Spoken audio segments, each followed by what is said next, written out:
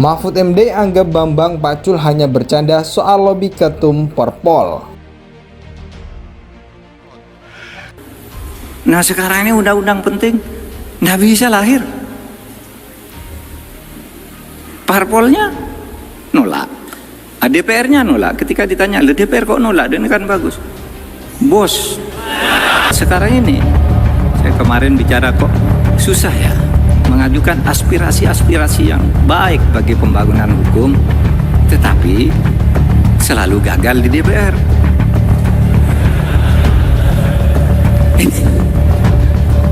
Lalu siapa ini yang salah? Ini zaman Bung Karno tuh undang-undang, wah hebat, banyak lahir. Setiap ada aspirasi yang rakyat, undang-undang ini dibuat undang-undang. Zaman Pak Harto juga lumayan. Nah sekarang ini undang-undang penting, nggak bisa lahir. Mahfud tanya pada kita, tolong dong undang-undang perampasan aset dijalanin. Republik di sini ini gampang Pak, saya ini lobbynya jangan di sini Pak. Ini Korea ini semua menurut bosnya masing-masing. Di sini boleh ngomong kalah Pak. Bambang Pacul ditelepon, Ibu Pacul berhenti, siap. Ini laksanakan Pak.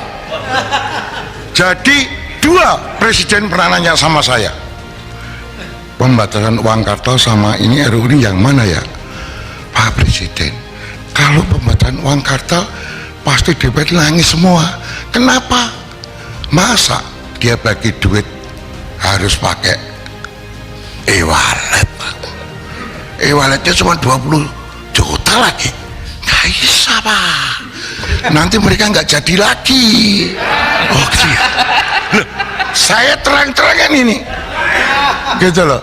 Mungkin perampasan aset bisa, tapi harus bicara dengan para ketum partai dulu.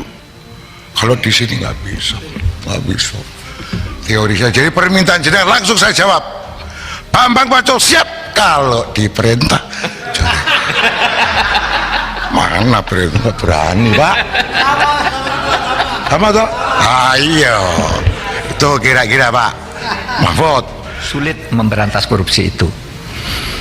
Tolong melalui Pak Bambang Pacul Pak, tolong Pak, undang-undang perampasan aset tolong didukung Pak, biar kami bisa ngambil begini-begini nih Pak. Tolong juga pembatasan belanja uang kartal didukung Pak, karena orang korupsi itu Pak nurunkan uang dari bank 500 miliar dibawa ke Singapura, ditukar dengan uang dolar, lalu dia bilang ini menang judi karena di Singapura judi sah, lalu dibawa ke Indonesia sah, padahal itu uang negara Pak, itu pencucian uang. Dan saya tidak bisa diancam-ancam. Kalaupun hari ini nanti setelah ini pimpinan saya mengatakan arteri berhenti, ya saya berhenti bro, karena saya juga bisa terpilih. Kalau saya sendiri nggak mungkin, itu pasti ada budi baik, tangan dinginnya pimpinan. Wong saya bukan orang sana, bisa kepilih. Kalau coba dibenturkan begitu, saya siap, nggak apa-apa. Itu.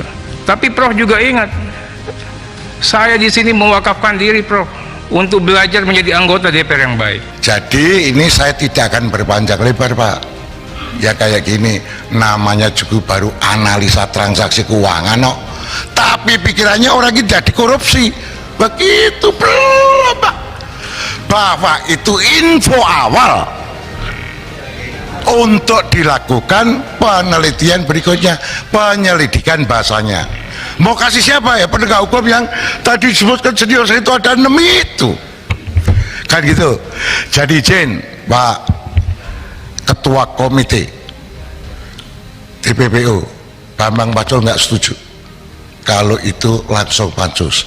Sekali lagi dikorapat.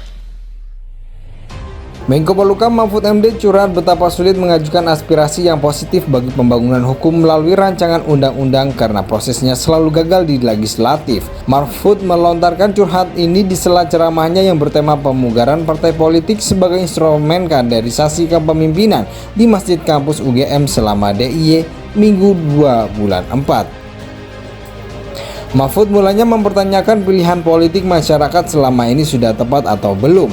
Dia turut menyinggung politik transaksional atau politik biaya tinggi dalam proses pemilu.